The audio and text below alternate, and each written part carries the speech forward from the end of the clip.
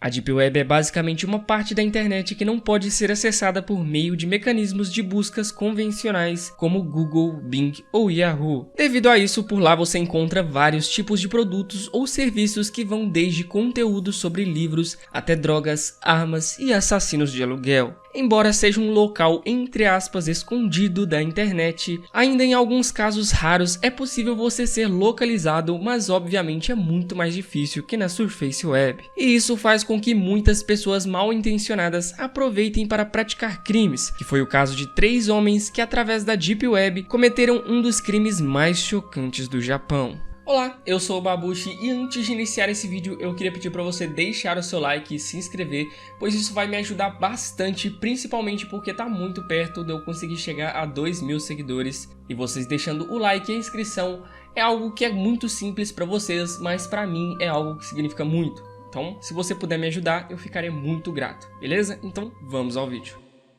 Provavelmente você já ouviu falar sobre algo da Deep Web e seus conteúdos perturbadores que podem ser encontrados nesses sites. Realmente por lá existe bastante conteúdo perturbador que até mesmo um médico legista seria capaz de vomitar devido à quantidade de imagens e vídeos encontrados de bebês, crianças, adultos, idosos, etc. Algo que você não encontraria na internet convencional digitando no campo de pesquisa do Google, por exemplo. E talvez você não saiba, mas o território da Deep Web, dentre outras camadas mais profundas, segundo pesquisas, pertence a 96% da internet inteira. Ou seja, tudo isso que você conhece através do Google, por exemplo, é como se fosse apenas um planeta no meio de uma galáxia inteira. E para você conseguir pelo menos entrar na Deep Web, seria preciso algum navegador específico como o Tor, que te ajuda a ocultar seus dados para que você consiga anonimamente publicar ou consumir qualquer conteúdo que você quiser. Na Deep Web você poderia encontrar sites que te possibilitam conhecer coisas boas, como livros extremamente raros, artigos acadêmicos, acesso a informações censuradas, ou também coisas ilegais como armas, drogas, pornografia ilegal, pistoleiros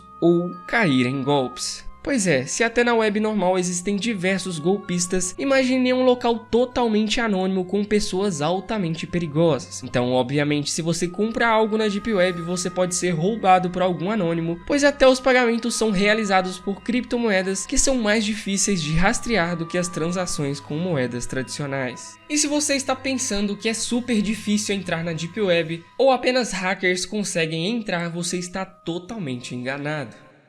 É algo muito simples, o que acaba se tornando um mercado livre e lucrativo para criminosos. E foi no dia 17 de agosto de 2007, em um fórum da Deep Web que era usado para discutir sobre crimes e golpes, que um usuário escreveu a seguinte mensagem, abre aspas: "Acabei de sair da prisão e estou procurando um parceiro no crime. Alguém gostaria de trabalhar comigo na região de Tokai?" Fecha aspas. A pessoa por trás dessa mensagem era Kenji Kawaguchi, que tinha 40 anos de idade e já era conhecido pelas autoridades locais do Japão por ser um marginal. Kenji começou a usar a Deep Web no ano de 1999, onde vendia dados de contas bancárias para serem usadas em atividades fraudulentas. Ele ficou por um bom tempo ganhando dinheiro para sustentar seus 4 filhos, até o ano de 2003, onde foi preso por fraudes fiscais. De 2003 até 2007, mesmo sendo preso várias vezes, ele continuava usando a Deep Web para ganhar dinheiro ilegalmente, que não foi diferente do momento que ele fez a postagem, pois havia acabado de sair da prisão. Sua postagem recebeu respostas de pessoas interessadas em participar de algum evento criminoso, e um deles era Tsukasa Kanda, que tinha 36 anos e também estava passando por dificuldades financeiras. Tsukasa desde muito jovem participava de gangues locais e cometia crimes de furtos na região. Ele começou a usar a Deep Web em 1997, o que também o levou a ser preso por fraudes. Ele trabalhava em uma empresa jornalística chamada Asahi Shimbun e frequentemente passava por problemas sociais com colegas de trabalho ou até mesmo com seu chefe. Seu salário era relativamente muito baixo e sua namorada pagava uma mesada para ele conseguir pagar as contas, além das dívidas financeiras que ele acumulou durante um tempo. Seu principal motivo para entrar para o grupo criminoso obviamente seria o dinheiro, e ele estaria disposto a arrancar o máximo de grana possível de qualquer pessoa aleatória.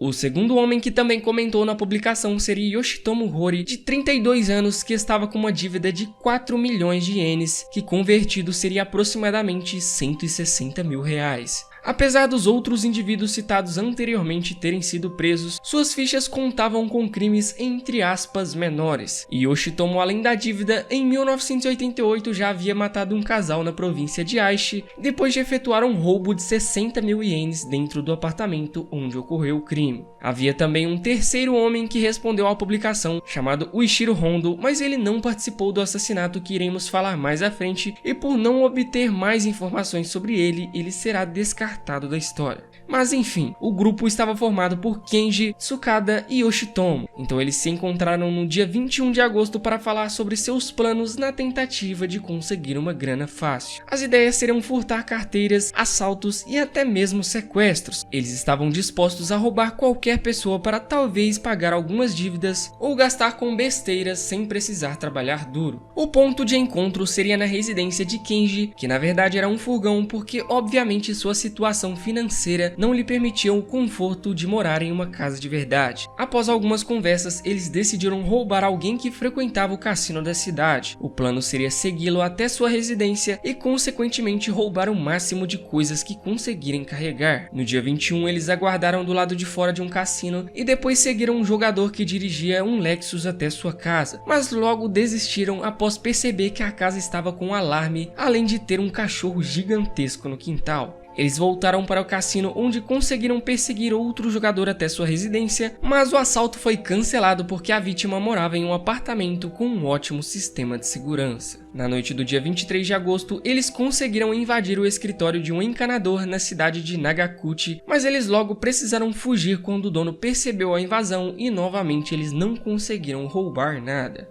No dia 24, eles decidiram aumentar o risco e tentar sequestrar alguém para consequentemente roubar sua conta bancária. Então, aproximadamente às 23 horas da noite, eles estacionaram um furgão em uma rua na cidade de Nagoya e ficaram aguardando alguma vítima passar. Enquanto isso, estava passando uma jovem chamada Ri Isogai, que estava voltando para casa depois de ficar a noite toda trabalhando em um escritório. Naquele dia era uma sexta-feira e depois de uma semana inteira de trabalho, ela estava ansiosa para finalmente chegar em casa e descansar. Ri Isogai nasceu no dia 20 de julho de 1976 e na sua infância ela infelizmente perdeu seu pai, onde restou apenas a companhia de sua mãe, o que fez elas sempre estarem unidas. Isogai não havia completado o ensino médio, mas em compensação ela era muito trabalhadora e realmente conseguia encarar qualquer tipo de trabalho honesto, independente da carga horária. Seu maior sonho era comprar uma casa própria para sua mãe, e esse era o grande e principal motivo para ela trabalhar tanto. Ela morava em Nagoya e naquele momento ela estava andando alguns metros para chegar em sua casa quando passou por um veículo parado, o que ela imaginou ser algo normal.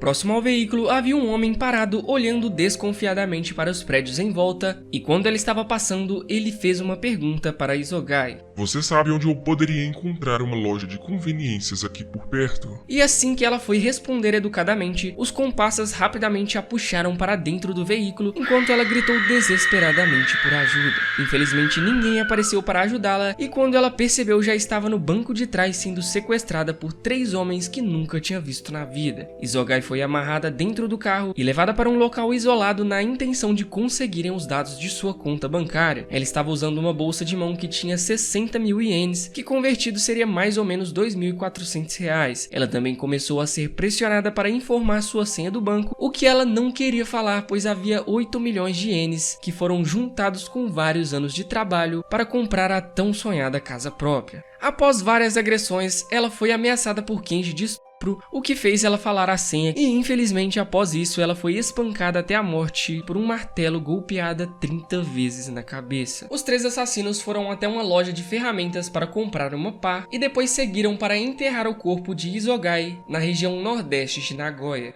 Quando eles voltaram para a região central da cidade pela manhã, foram direto para um caixa eletrônico tentar retirar o saldo e, consequentemente, sanar suas dívidas com sangue. Mas na hora de digitar a senha, algo não havia saído como planejado. A senha passada por Isogai seria 2490, ou talvez 2690, ou 2370. Eles eram muito burros e para conseguir lembrar de 4 dígitos precisava de muito mais inteligência que aqueles idiotas tinham a oferecer. Depois cada um foi pro seu rumo, e logo a mãe de Isogai deu falta de sua única companhia, que ainda não havia chegado em casa desde a noite passada. Sua mãe rapidamente ligou para a polícia, que não demorou muito até encontrar o corpo de Isogai, próximo a uma ponte na Rota 33, que foi denunciada por Kenji após ficar com a consciência pesada. Depois do crime, ele ficou extremamente alterado, o que fez ele realizar uma ligação na polícia para relatar tudo o que havia acontecido na noite passada, além de denunciar os outros dois comparsas que participaram do crime. Os criminosos foram localizados e presos pela polícia para aguardar o julgamento, e esse crime chocou tanto o Japão que as pessoas pediam que fosse realizada a pena de morte para os 3 indivíduos, já que pela lei eles pegariam apenas prisão perpétua, pois no Japão a pena de morte não pode ser sentenciada para quem mata apenas uma pessoa. A mãe de Isogai lançou uma campanha para que os 3 criminosos tivessem pena de morte, e em 3 meses a campanha já estava com mais de 300 mil assinaturas. E graças ao esforço da população, Tsukasa e Yoshitomo foram sentenciados à pena de morte no dia 18 de março de 2009, e Kenji foi sentenciado à prisão perpétua pelo seu rendimento e ajuda nas investigações. Infelizmente, Isogai teve um fim bastante trágico causado por 3 indivíduos que estavam dispostos a qualquer coisa para ganhar dinheiro fácil, e pelo azar, Isogai foi escolhida como vítima pelos criminosos. Sua mãe perdeu a única filha com quem poderia contar, a filha perdeu a vida tragicamente, e os 3 criminosos